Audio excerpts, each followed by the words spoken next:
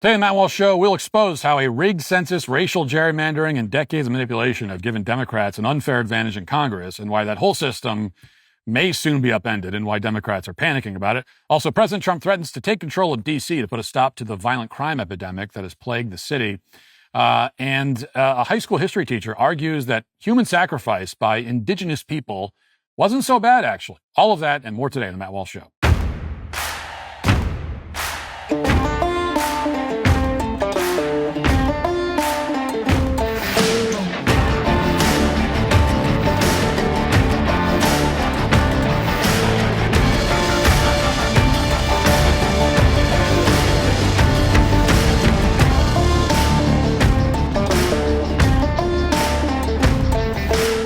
Let's be honest, I have a long list of things I'd rather do than maintain my gutters this summer as they quietly fill with debris. For me, cleaning gutters ranks somewhere between sitting through a DMV line and filing taxes. But luckily, there's an easier way. Leaf Filter is what it's called, America's #1 gutter protection company. So you never have to clean out your gutters again. Right now, you can get a free inspection, free estimate, and save up to 30% off your entire purchase at leaffilter.com/Walsh. Look, gutters are boring until your basement becomes an indoor pool because that Home Depot mesh just isn't cutting it. Leaf Filter uses actual patented technology with no holes or gaps, keeping debris out with a lifetime no-clog guarantee. Sure, DIY is cheaper up front, but when you're dealing with flooding or your house becomes kindling from dry leaves collecting in clogged gutters, those savings don't look so smart. Over 1 million homeowners have figured this out. They'll clean, align, and install their system so you can ignore your gutters like a normal person does. Call for your free inspection because life is too short for gutter drama. Don't spend your summer worrying about gutters. Schedule your free inspection and get up to 30% off your entire purchase at leaffilter.com/Walsh. That's leaffilter.com/Walsh. It's a free estimate, free inspection, 30% off at leaffilter.com/Walsh. See representative for warranty details. One of the worst kept secrets in the government is that pretty much all of the data we have is really just an estimate at best. And that estimate is usually wrong. The approximate number of illegal aliens in this country has been locked at 11 million for about 20 years, which is a pretty big clue that the number is a gigantic lie. And when we learned the other day that the jobs report was supposedly wrong by hundreds of thousands of jobs, it was yet another indicator that the people who compile important data are, at a minimum, winging it. More likely they're committing fraud. And that's all pretty obvious. What you may not know, even though it's a very big deal, is that the U.S. Census is just as inaccurate as every other government data dump. And this matters a great deal because the census determines how many seats each party receives in the House of Representatives. And as a result of a massive counting error that took place back in 2020, error in quotes, Democrats have several more seats in Congress than they actually deserve. Now, to be clear, Democrats already receive a massive advantage in the census because illegal aliens are counted. But on top of that, the census also added millions of phantom people to the tally, people who don't exist. No one really talks about this, but it's very well documented and uncontroversial. Even NPR ran a story admitting it. Here's the chart they provided, which came directly from the U.S. Census Bureau. And see if you notice anything about which states in particular were accidentally overcounted. You see, Hawaii was overcounted by 6.8%, meaning, according to the Census Bureau, that some people may have been counted in error or more than once. New York, population 19 million, was overcounted by 3.4%, which is something like 700,000 people, which is just so happens to be the size of an entire congressional district. What a coincidence. Massachusetts was overcounted by 2.2%. Minnesota was overcounted by 3.8%. Delaware and Rhode Island were also overcounted. All of these states, you may have noticed, are dominated by Democrats, and most of them have a lot of electoral votes. Now, by contrast, only 2 Republican states were overcounted, Utah and Ohio. And then look at the very long list of states that were undercounted. Texas was undercounted by nearly 2%, Florida by 3.5%, Mississippi by 4%, Tennessee by 5%, Arkansas by 5%. These discrepancies are not normal. In fact, in the 2010 census, the Bureau found that 0 states were undercounted or overcounted. But in 2020, all of a sudden, the census was extremely inaccurate. And what do you know? The inaccuracy benefited Democrats in Congress because they picked up several seats they didn't deserve. But when he was asked about this, the census director said, and I quote, "No census is perfect." Shrug of shoulders. In other words, deal with it. Is how it is. It's just a fact of life that Democrats get a significant number of extra seats in Congress. See you at the next census in 10 years. Now, whether you choose to believe that the census count was a mistake or not, and I certainly don't believe that it was a mistake, it doesn't really matter. The fact remains that Republicans have systematically been cheated out of representation in Congress. To be clear, I'm not talking about gerrymandering, which means drawing congressional maps so you help your side and hurt your opponent. That's an inevitable part of the political process. After all, somebody has to draw the maps at the end of the day, and it's simply impossible to find a truly nonpartisan person to do the job. Those don't exist. And if you doubt that, take a look at California, which supposedly has a nonpartisan procedure for drawing districts. Republicans took 40% of the vote in California in the last election, but they won just 12 seats, while Democrats took home 40. Additionally, gerrymandering is also completely legal, as long as you're not drawing the lines specifically to exclude a specific racial group. Instead, I'm talking about successful efforts by Democrats to cheat Republicans out of seats that they're clearly entitled to under the Constitution. That's been going on for a very long time, thanks to the census, and no one has done anything about it.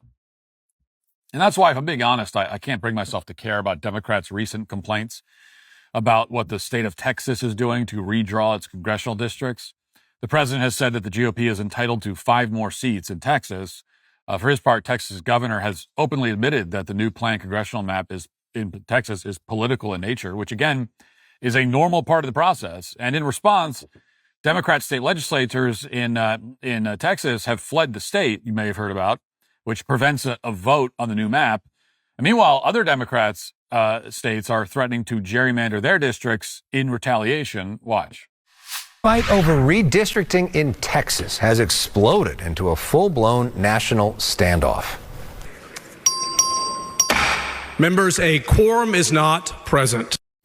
Democrats have fled the state, blocking a vote on a Trump-backed map that would add more Republican seats ahead of the 2026 midterms. The GOP-led House issued arrest warrants for the missing lawmakers who are staying in Illinois and New York with the support of those states' governors. Texas Governor Greg Abbott defended the redistricting plan on Fox News, openly acknowledging the partisan nature of the map.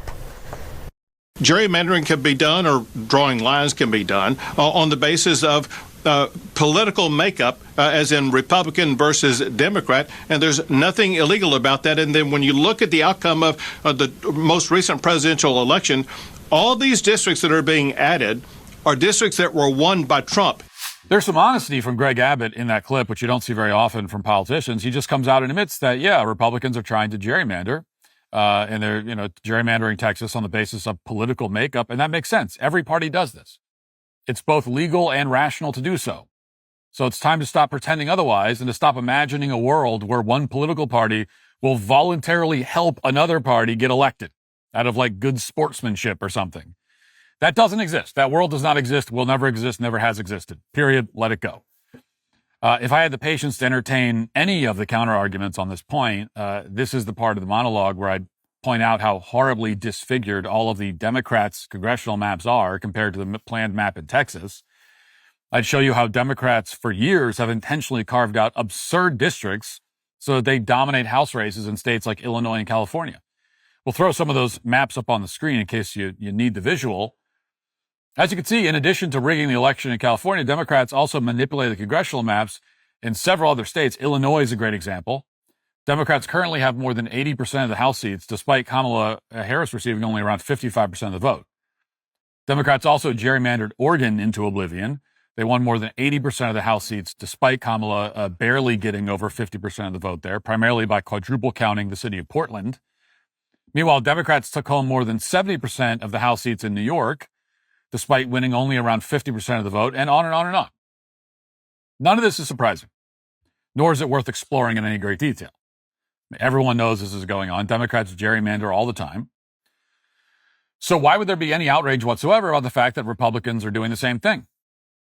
Why are Democrats out of nowhere in a frenzy about congressional districts? That's the really interesting question. The answer involves the Voting Rights Act, which was passed in the 1960s alongside other civil rights legislation.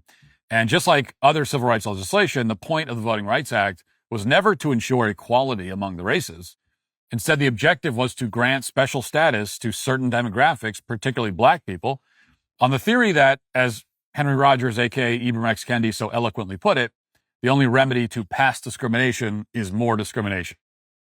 And to that end, the Voting Rights Act has been used for generations to strike down congressional maps that don't have enough so-called majority-minority districts, meaning districts where white people are in the minority. In other words, states have been forced, because of the Voting Rights Act, to create congressional districts where so-called minorities are in the majority, no matter how absurd the boundaries of that district might be. It goes without saying that because black people vote for Democrats at an average rate of about 9-1, this has been a massive built-in political advantage for Democrats since the 1960s. But that advantage may soon be gone. That's because the Supreme Court has just agreed to hear a challenge to Louisiana's new congressional map. This is a case that could upend the entire Voting Rights Act regime. Essentially, what happened is that Louisiana wanted to have a congressional map with only one majority black district. And so they drew the map at the beginning of last year. And here's what that map looked like. And you'll notice the map looks pretty reasonable. At the very least, there are no extremely odd shapes. When they came up with this map, Louisiana claimed that they were not discriminating on the basis of race, but Democrats disagreed because Louisiana is roughly 1/3 black and there was only one majority black district. Meanwhile, Louisiana maintained that it was drawing the district boundaries for political reasons, which again is legal. But a federal court disagreed and ordered Louisiana to go back to the drawing board and come up with one more black majority district, or rather to come up with more, not just one more, but to come up with additional black majority districts. So Louisiana then added a second majority black district, and here's what the new map looked like. They added the district in light green, which snakes across the entire state. And you could see immediately how much stranger this map is as compared to the original.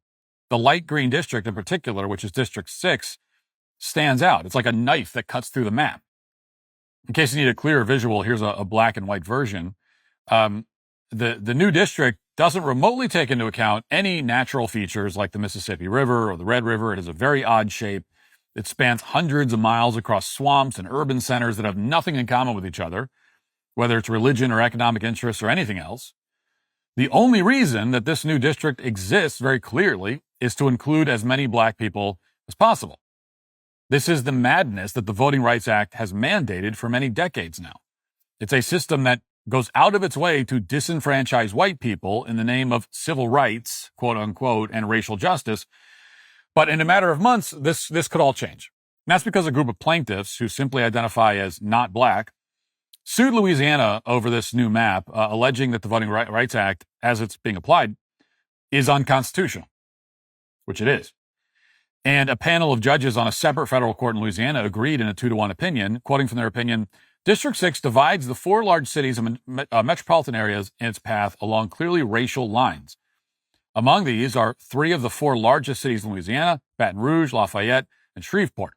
And the maps in the record are clear that the division of these communities is based predominantly on the location of majority black voting precincts.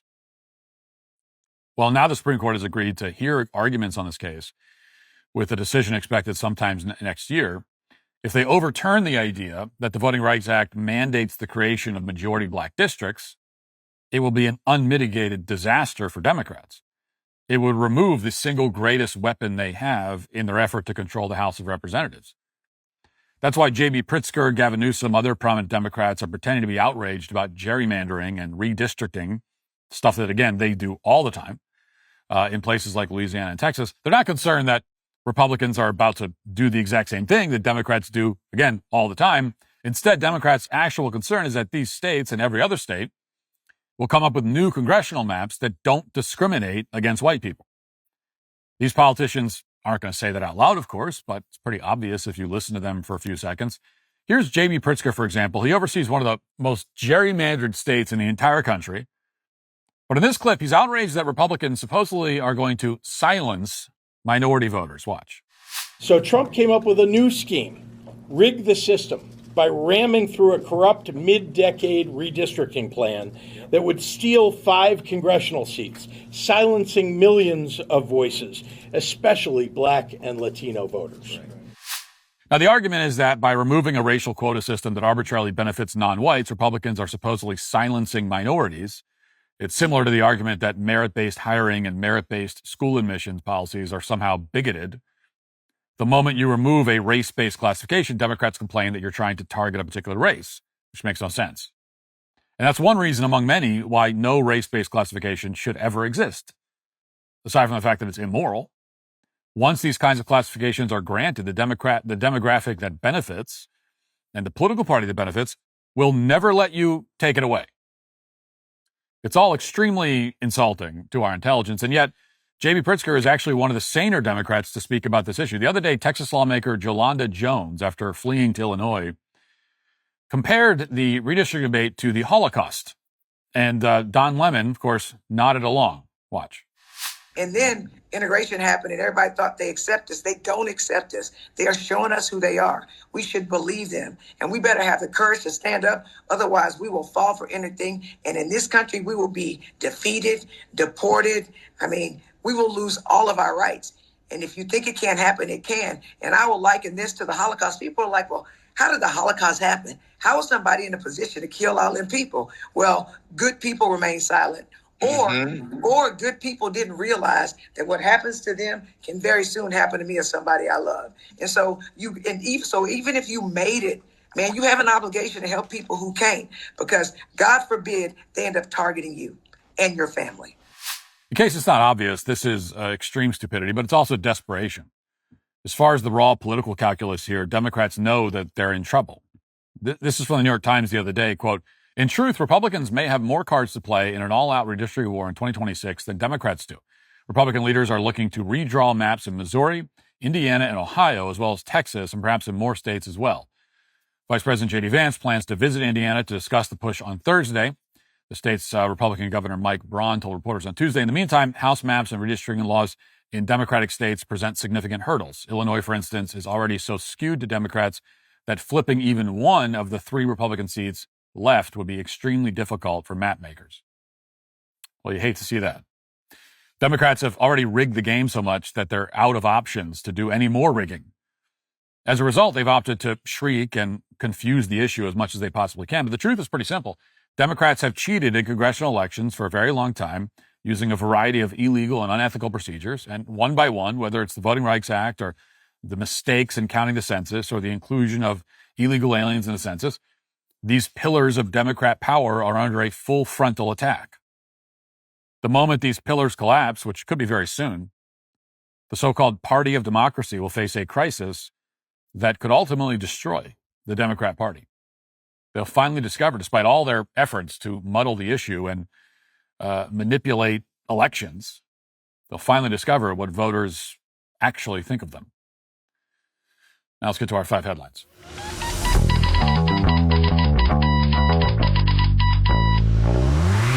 If you're stressed about back taxes, maybe you missed the April deadline or your books are a mess, don't wait. The IRS is cracking down. Penalties add up fast. 5% per month, up to 25% just for not filing.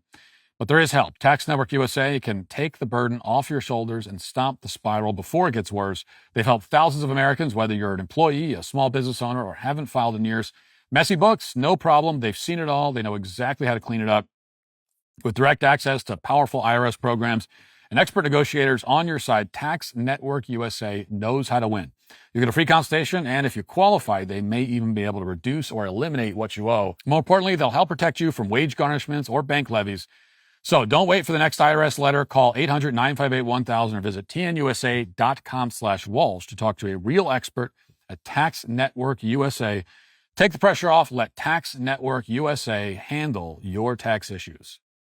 If you feel like you keep juggling expensive supplements that are just getting more unaffordable to keep up with, well, then Everyday Dose will be a lifesaver for you.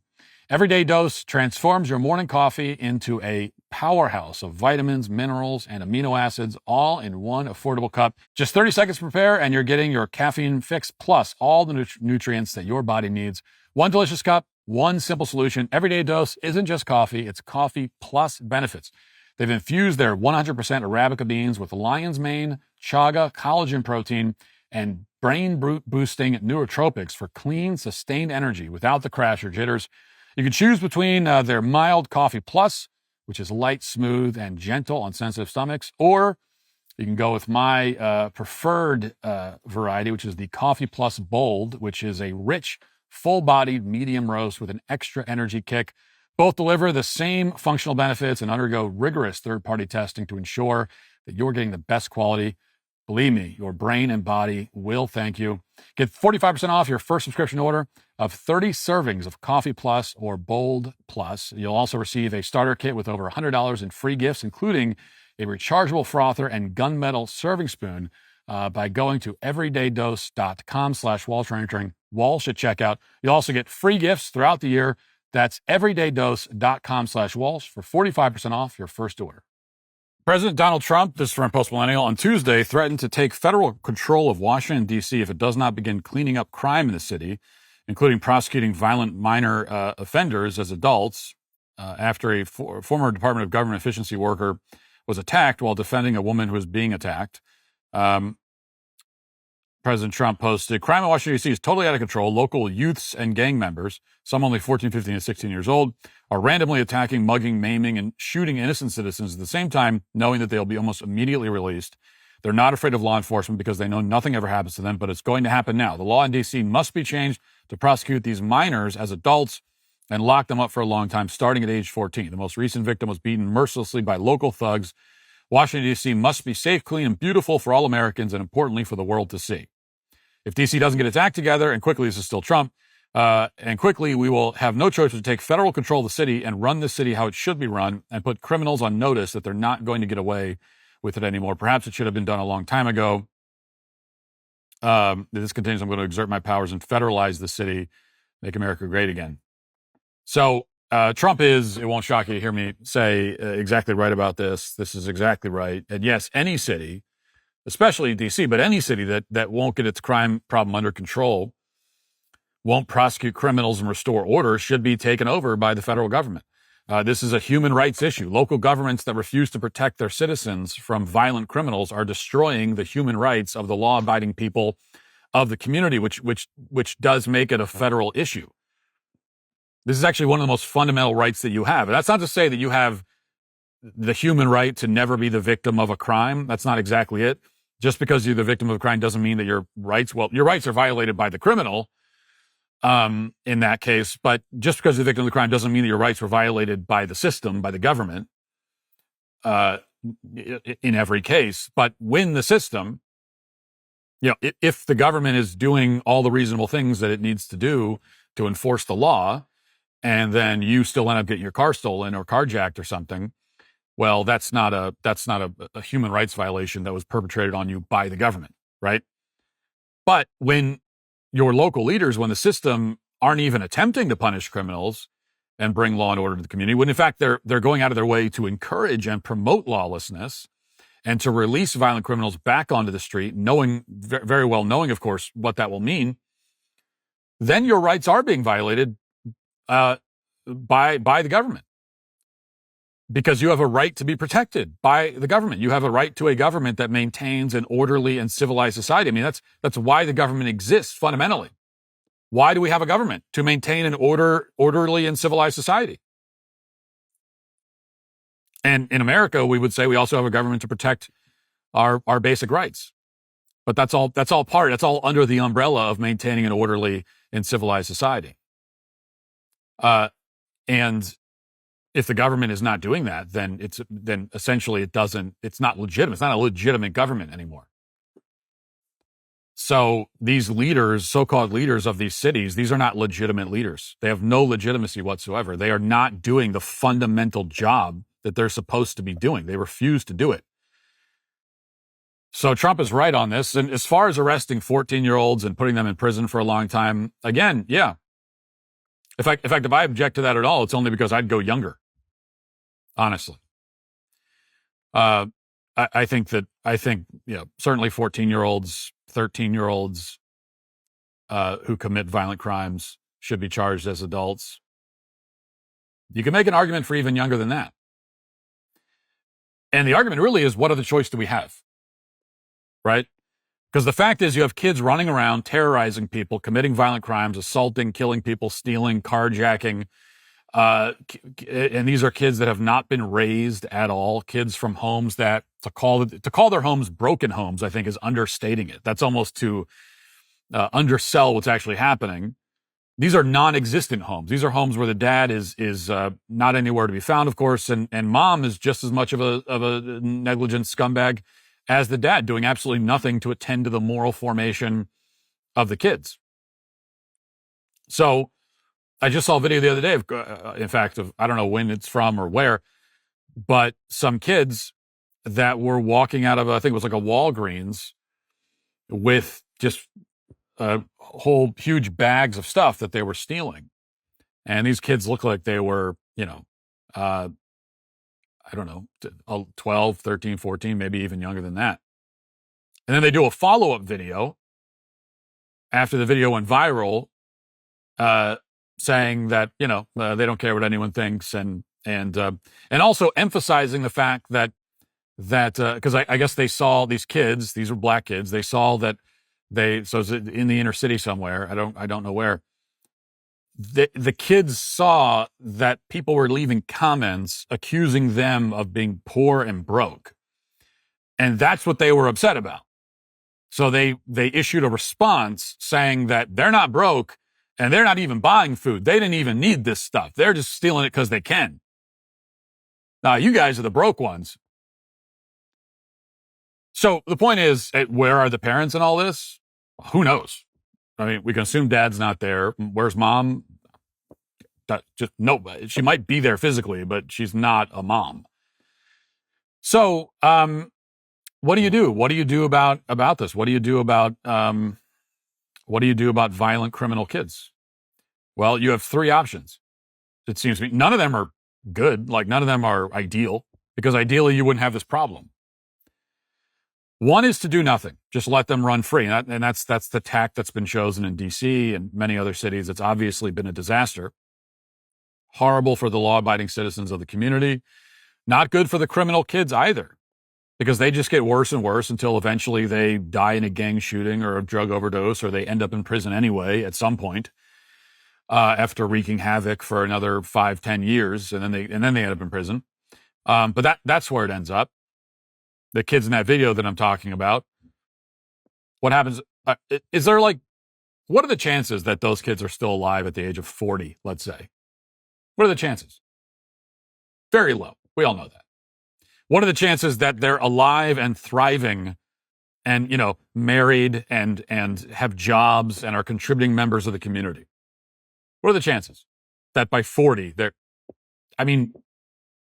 almost non-existent. And I mean, there's always hope. I don't want to say there's no hope, but less than 1%. Much less than 1%. So, but that's what happens when you do nothing. When you don't hold anybody accountable, you are not only you're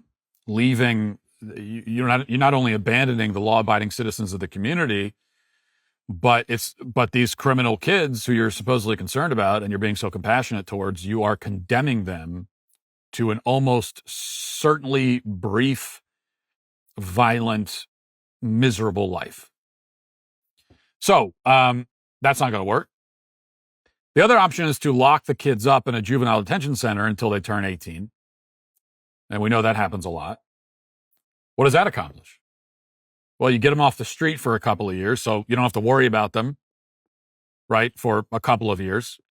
But then they spend that time marinating in an environment with kids that are even worse than them, and they come out as adults now, even more depraved and violent and devoted to a life of crime. How many 18-year-old adults, how many 18-year-old young adults, newly minted adults, come out of juvenile detention, reformed and ready to, go to college, maybe go to a trade school and become a plumber? How many? What's the percentage on that? Well, you could look it up. But I'm guessing it's very low. Very, very low. So those are the two options. And most cities and our culture, society generally has always chosen one of those two. Do nothing or just put them in juvenile detention, which really is worse than nothing, honestly. So what does that leave you with? It leaves you with a third option, which is that when a kid, let's say 13 and above, 12 and above, when a kid commits a violent crime, you lock him away in prison for a very long time. Decades. Okay? The kids who assaulted the Doge worker, Big Balls, as he has previously been known, I believe this is the same guy. Yeah, it's the same guy. But the kid who apparently this young man who was, according to reports, I think we covered in that report, he was acting very bravely and protecting someone else who had been assaulted. And I'm looking, what is his actual name? Edward Korestein. Okay. So in a story like this, let's refer to him in his actual name. Edward Korestein is his name. So anyway, those kids who assaulted him, what do you do with them? A couple of them have already been arrested. Well, you round them up and you throw them in prison, not for years, but for decades. These kids, I think, are 15, 16 years old. Put them in jail for 20 years, if not longer. And that way they're off the street, and so they're off the street for a significant period of time, so we don't have to worry about them. And you've established a very real deterrent, because right now there is no deterrent factor. And this is why I have no patience for people who say, well, studies show that deterrence doesn't work. You can't. It's impossible. Right? These sociologists who tell us this, these academics, constantly telling us that everything our common sense intuition tells us is wrong. All of the evidence that we find just by looking at history, all of it is just wrong. Turns out it's all just wrong. Basic common sense, human nature, the testimony of the history of human civilization all tells us that deterrence is a thing. That's people respond to incentives and disincentives. That's human nature. It's not just human nature, it's nature. I mean, this is cats and dogs and mice and human beings have this in common, that they respond to incentives and disincentives. So if deterrence doesn't work now, it's because there is no deterrent. It's because it doesn't exist. We haven't tried it, or less we gave up on it. And now we say, oh, well, prison is not a good deterrence. Yeah, because they know that they'll go to prison, they'll be there for like a year, and they'll come out. It doesn't work in that case. The death penalty is not a deterrence. Yeah, when you execute somebody 40 years later, there was somebody executed just yesterday. There was a story this week. There was a story about how this is a guy that I believe in 1988 murdered a woman, his girlfriend, and 2 children. 40 years later, they're finally executing him. And we're supposed to feel upset about it because apparently they're worried that he might have felt some pain, that maybe the drugs didn't work, right? That he felt some pain. Oh, God forbid. God forbid that this monster who earned his punishment for murdering 3 people, including 2 kids, God forbid that he's uncomfortable while we're killing him. I mean, it's totally, it's grotesque, really. But we'll look at cases like that and we'll say, oh, it's not a deterrence. Yeah, because you waited 40 years. Okay, you can't use a deterrence 40 years in the future. Look at this on a really personal, take violent crime and prison and execution out of it. But just the concept of deterrence, incentive, and disincentive on a really small personal scale. Every parent knows about this. That when you have children, that if they misbehave and you tell them that 3 weeks from now, you're going to regret it, that doesn't work. They're not worried about 3 weeks from now. That punishment has to be immediate. Parents also know that if you take a child who's misbehaving and you say, you're going to regret this, and the punishment is stand in a corner for 2.5 minutes. And then the parents are perplexed that that's not working and their kids aren't listening to them. Because they don't care. I'm going to put them in a corner for 2. What does that matter? Or, hey, you're going to go to your room. Go to your room where your TV and video games and your phone and all your toys are. Mister, if you do that again, I'm going to send you to your room to play with your toys for an hour. It doesn't work. Why? My kids are still out of control. In fact, they're even worse now. Why could that be? Oh, could it be because the thing I'm trying to disincentivize their behavior with is actually an incentive? Right. So this, at every level of life, I think you either understand incentives and disincentives, or you don't understand it, and your life is in total chaos all the time because of it. So going back to the criminal justice system, deterrence works if the penalty is immediate, number one, and severe, number two. Right now, these kids know that, as Trump said, they can do whatever they want. Nothing will happen to them. I mean, imagine being a kid, being around a bunch of other juvenile delinquents all day, right, as these kids are, and knowing that no matter what you do, there's no parent at home who will care. Right? Because that's the situation these kids are in. When you're a kid, if you have good parents who actually love you, then the greatest deterrence of all is that you'll get in trouble with your parents. That's the deterrence that will keep you in relatively in line, right? Most of the time, is that you're actually worried about what your parents will say. Right? So it's not getting suspended, getting after school detention. The only reason why, if you're a kid, the only reason why that scares you, if it scares you at all, it's only because of what your parents, because now your parents are going to know. And you don't want your parents to know. And even, getting arrested, right? If you're a wayward youth, as many of us were, and you get into some trouble here and there, let's say you're a teenage boy, getting arrested, right? Maybe you get caught underage drinking or something.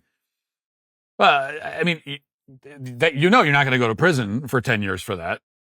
The thing that makes getting arrested scary, if you have good parents, is that now your parents will know. So the problem is that these kids don't have parents who care, don't have parents who love them. I mean, let's just be real about it. A lot of these kids, their parents don't love them. I mean, I know we like to say, oh, all parents love their kids. No, they don't. No, they don't. These kids who assaulted this young man, the Doge worker, Edward, their parents don't love them. I mean, if you're doing nothing at all to attend to the moral formation of your child, you don't love your kid. You don't care about your kid. You can claim that you do, but you don't. So you don't have parents who love you. So you don't have you don't care about, you're not going to get in trouble. You don't respect your parents. You don't care what they think or say. So that disincentive is totally gone for these kids. And then what ends up happening is that actually getting arrested, considering you don't have parents you got to worry about, right? You're not thinking, if I and I got to deal with my dad. No way. At least none of these kids are thinking that. None of these kids are thinking, oh man, I'm getting arrested. What's my dad going to say? Right? Dad is not even in long. Who knows who dad is? So if you don't have parents, then getting arrested is actually, not only is that not a scary thing, if anything, it increases your street cred. Now these kids know, these 15-year-old kids know that they can get arrested. They'll do a couple days in jail. Nothing serious is going to happen. They're not actually going to go to prison. Doesn't matter what the parents are cracked out and don't care. So what's the downside? Like really, if you're a 15-year-old delinquent running the streets of DC, what's the downside of getting arrested? There isn't one. It's all upside. Now you get street cred. Now you have a story to tell. Right? So the only way to solve that problem, I mean, I'm just describing, this is the problem that we're facing. The only way to solve it is if these delinquents know that when you get arrested, you're not going to spend 2 days in jail and get out. There's a very real risk that you might be in that cage for 20 years. Okay, your life will be effectively over. That's what's going to happen. That's the only way. So I know people get squeamish. Oh, you don't want to put a 14-year-old kid in prison for 20 years. Well, I've just described to you. It's that or we continue with this. It's that or total chaos and disorder. Is it an ugly thing? Yeah. I mean, to put a 14-year-old kid in jail for 25 years, it means their life's basically over. Yeah. It means that they're like, they'll get out and, they'll get out when they're 40 or something. But their life's basically over. And so you're kind of like giving up. You're sort of throwing in the towel on that kid. I mean, this is not, right? This is a kid's not any chance of going to college and living a functional life, probably out the window. It's an ugly thing. But as I've said many times, ugly problems require ugly solutions. We've tried the pretty nice solutions, the nice, polite, neat, clean solutions to ugly problems. And what do you end up with? You end up with more ugliness. This is the only way. Someone tell me some other way. Some other real way grounded in reality, not in your fantasies about how things should be. All right. I'm not going to spend a lot of time on this, but I wanted to mention it just, but the little entertainment news, The Sun reports the Howard Stern show on Sirius XM is set to be canceled after a stunning 20-year run. Sources exclusively told the U.S. Sun. Stern, who's 71 years old, has had a megabucks contract for decades. The subscription satellite radio provider will likely cut some sort of deal for Sirius to keep his catalog upon his exit, but the reports are saying that the contract will be canceled. And so that'll be the end of an era for a guy who's been on the radio for, 40 plus years. Now, Stern is getting paid $100 million a year, I think, still, something crazy like that. Obviously, that gravy train could not keep chugging along forever, especially because nobody listens to radio anymore. I guess some people do, but who's turning on Sirius radio? I mean, when you've got podcasts and you can just turn on podcasts whenever you want, turn it off whenever you want, check back in on it. You can't compete with that. You can't compete with the convenience of it. More to the point, Howard Stern, as everyone has noticed, is a shell of his former self. He joins a long list of these guys, all from the same generation, who used to be kind of countercultural and edgy and funny and provocative. And I was never a big Howard Stern fan. I never really listened to his show. He's always been a degenerate creep. He's still that. But now it's the worst of all worlds. He's still a degenerate creepy old man, but not even like provocative or edgy anymore. So he's got it all. He's a degenerate creep who's also soft milquetoast, this castrated eunuch. And that's what's happened to a lot of pretty much all of these guys in this generation. And I was thinking about this today. And I was really, and this is maybe, so think about this and let me know if you can think of some names. So let's make it clean. Say 2005. Almost every person who was funny in the year 2005 and is still alive is now completely lame and unfunny. Can you name someone who was really funny in the year 2005 and is still alive and still funny? Because I'm going down the list in my head and I can't think of almost anyone. I mean, Louis C.K., but he really wasn't widely known in 2005, so he probably doesn't count. But he's one of the very, very few comedic voices that's been around for a long time, hasn't lost his edge. If anything, he's gained more, he's edgier now than he used to be. So, but I don't know that you really count him. Some people would say Chappelle, but I think most of Chappelle's new stuff just isn't that funny. I mean, I agree with him on the trans stuff, but the material isn't funny. Doesn't hold a candle to Chappelle's stand-up from like 2004, 2005, that's for sure. So I don't know if you could say him. Ricky Gervais, maybe. He definitely hasn't gone woke or anything, I wouldn't say. But I don't know. I mean, I love Ricky Gervais's work. He's the creator of what I think may be, for my money, the two funniest shows ever made in the British Office and Extras on HBO. It's that, and that might be maybe my favorite comedy of all time. And I love both of those shows. But I don't think he's made a really hilarious show in a while. And certainly nothing that competes with that era from like 2001 to 2010. But aside from those guys who are the only possible contenders for having been funny in 2005 and still funny today, 20 years later, outside of them, there's just no one. I mean, think about any comedian, comedic actor, radio host, media personality, anyone who was funny or edgy 20 to 25 years ago, and they all suck now. I mean, they're all lame and bad, and most of them are uber woke.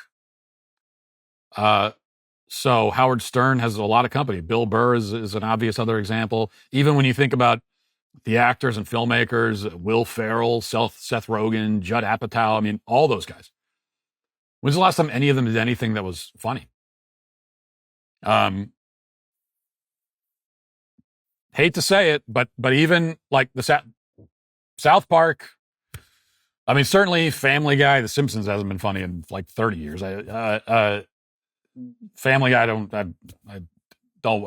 I think to the extent that it was ever funny, it fell off a long time ago. South Park too. Like, I don't really watch the show anymore. And I'm not just saying this because, they made fun of Trump. I couldn't care less about that at all. But I see these clips. I don't really sit down and watch the show anymore these days because I'm, an adult. But when I see these clips circulating, and this has been for years now, of South Park, and people say, South Park still got it. And I watch the clips and I go, no, they don't. They've lost a lot of the edge. This is not what it used to be. So I don't know why has that happened? I mean, what's going on here? Well, part of it is the political and social pressure for sure. These are people who want to be accepted in the mainstream. Howard Stern in particular started hanging out with A-list celebrities in his private life and decided that he didn't want to do anything or say anything that would jeopardize those friendships. I think it's probably the story with all these people who used to be. Bill Burr, is another one. Started hanging out with rich people and started doing all the TV shows and going to the Emmys. And then you just don't want to upset these people that you are really friends with, right? When you're at a spot where you can, call up George Clooney and say, hey, George, what's going on? You don't want to jeopardize that.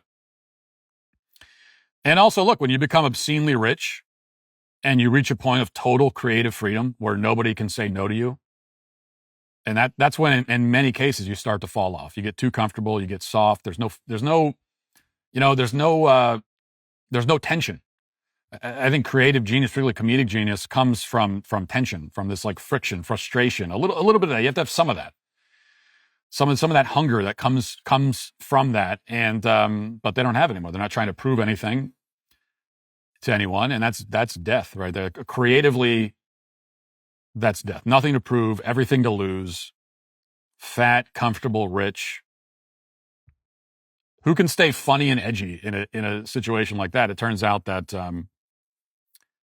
that it's very difficult to. Which is why I wish that some of these guys, to include Howard Stern, would just go away. Just go. You can leave. You've made all the money. You made enough money that you would take you 1,000 lifetimes to spend it. You've accomplished everything you're going to accomplish. Just go away. Just leave. You don't have to stay on camera deteriorating in front of us.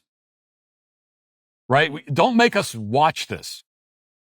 If you're a creative genius, especially someone who's funny, you hit your peak, and once you lose it, you're losing it. You know you're losing it. You know it's not like it used to be. You don't have the edge anymore. You don't have the spark.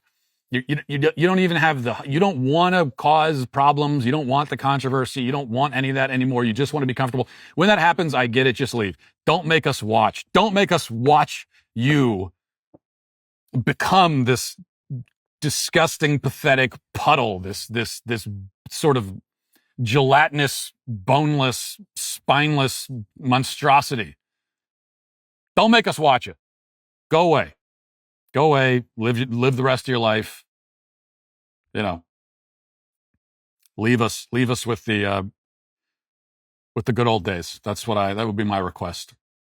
If your mattress has the supportive qualities of wet cardboard and you wake up each morning feeling like you need an on-call chiropractor, well, then it's time to check out Helix Sleep. Improve your nights and start genuinely sleeping well so you can wake up each morning feeling like you actually got some rest and you're ready to take on whatever the day has in store.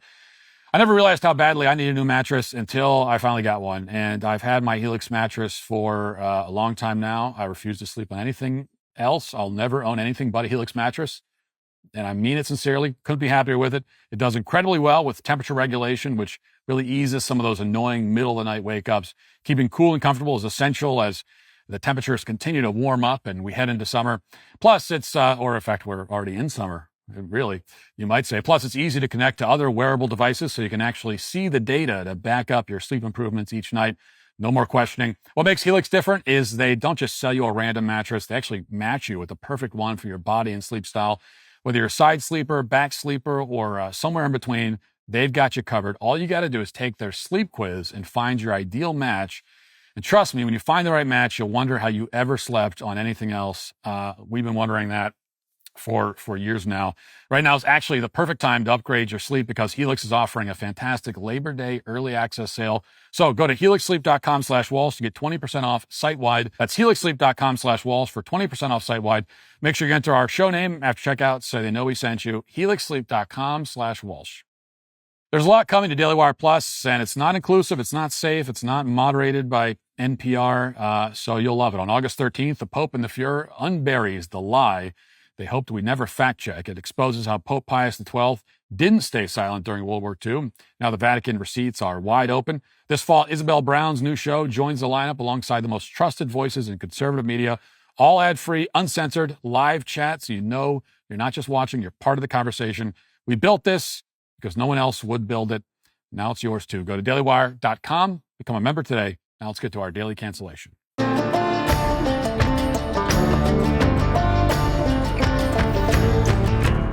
When we discussed the upcoming Aztec Batman film a few days ago, one of the many outstanding questions was, who's going to watch this exactly?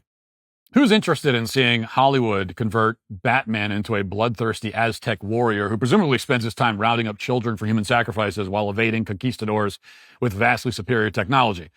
Doesn't seem exactly like the most compelling content in the world. And indeed, in the comment section below my monologue on Aztec Batman, a lot of people identifying as Hispanic and Mexican agreed that they would never watch the film. So again, what's the target audience for a cartoon propaganda film about how really human sacrifice wasn't so bad? Does such an audience exist? Well, it turns out that indeed such an audience does exist, and it consists of women like Emily Poole, who claims to be an AP European history teacher. Poole posted this video on TikTok from her recent visit to Peru, in which she marveled at how advanced the Incan civilization was. Watch.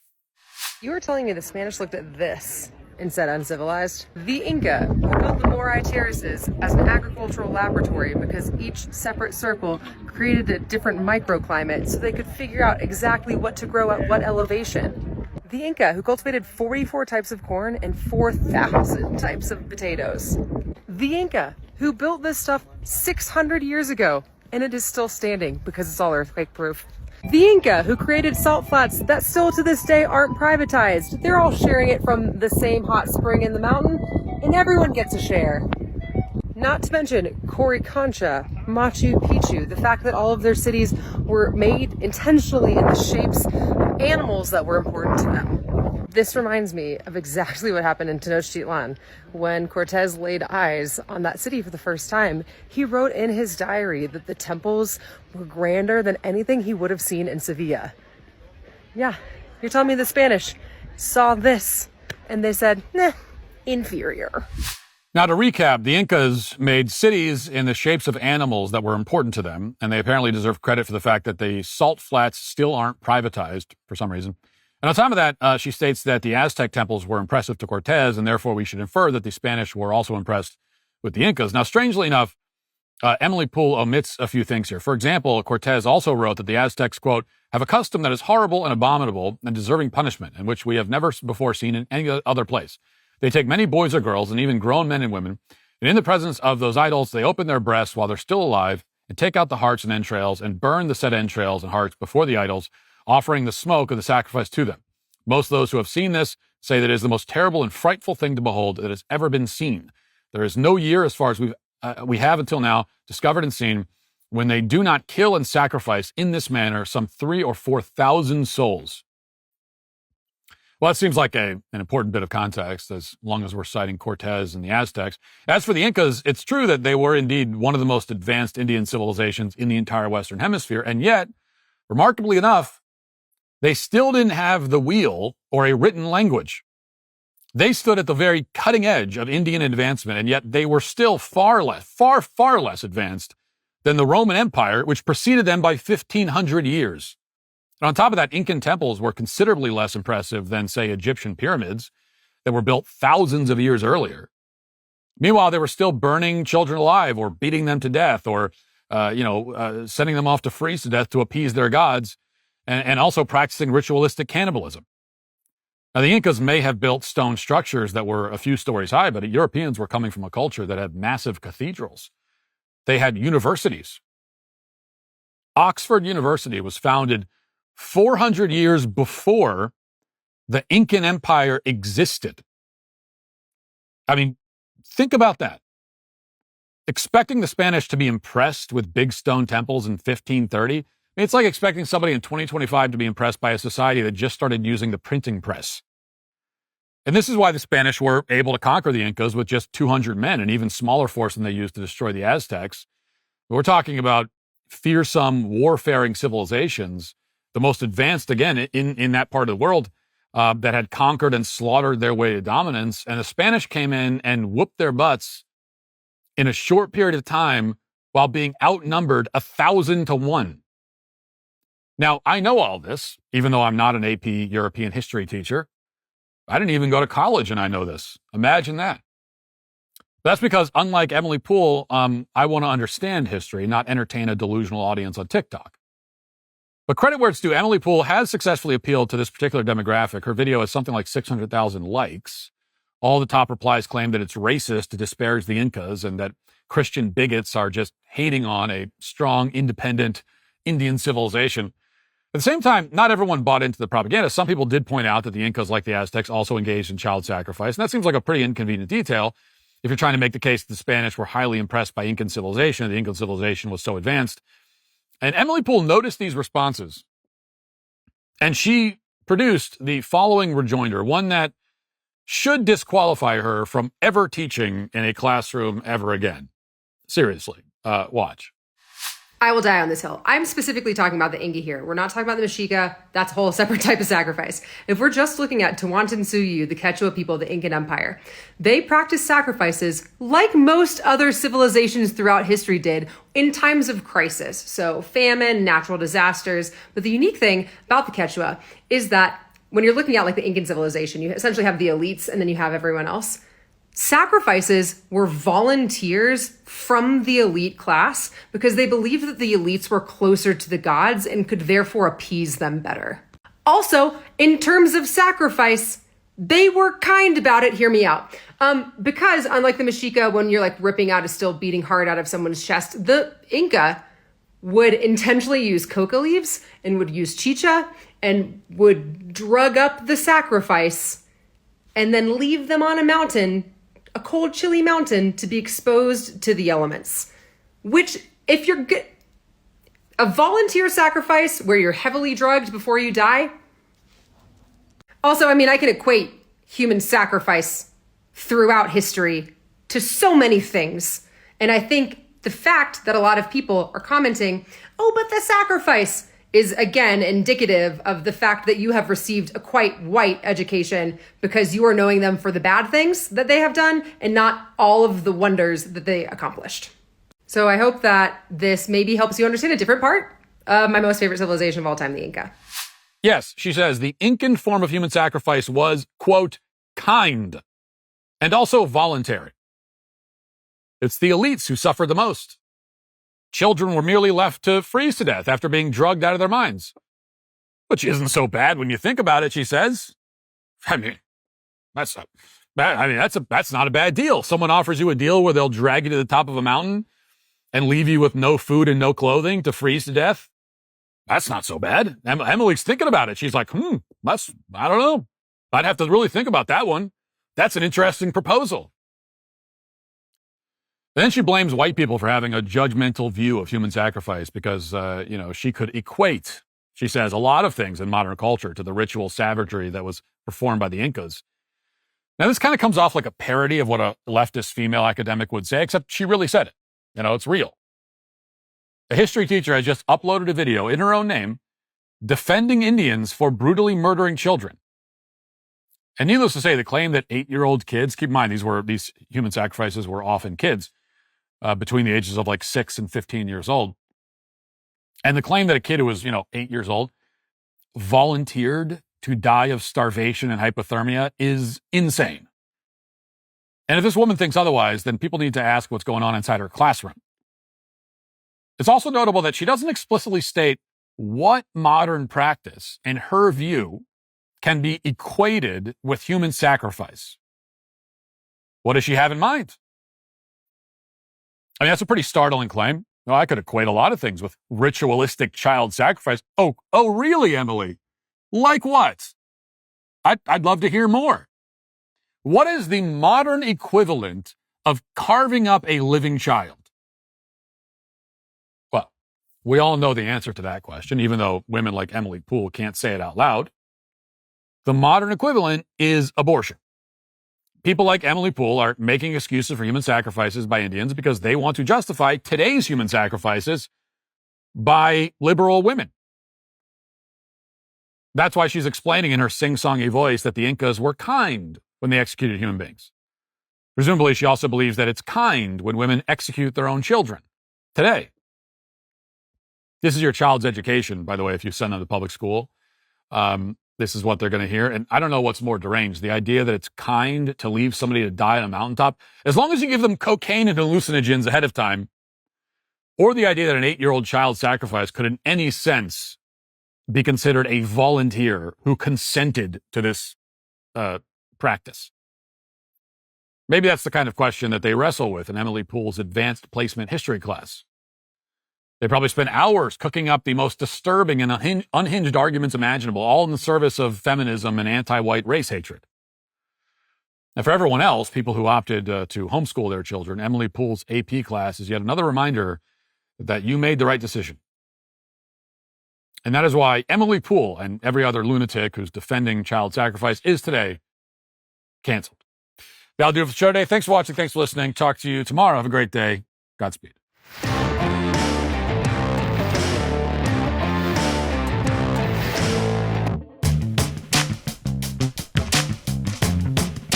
Hey there, I'm DailyWire Executive Editor John Bickley. And I'm Georgia Howe, and we're the hosts of Morning Wire. We bring you all the news you need to know in 15 minutes or less. Watch and listen to Morning Wire 7 days a week, everywhere you get your podcasts.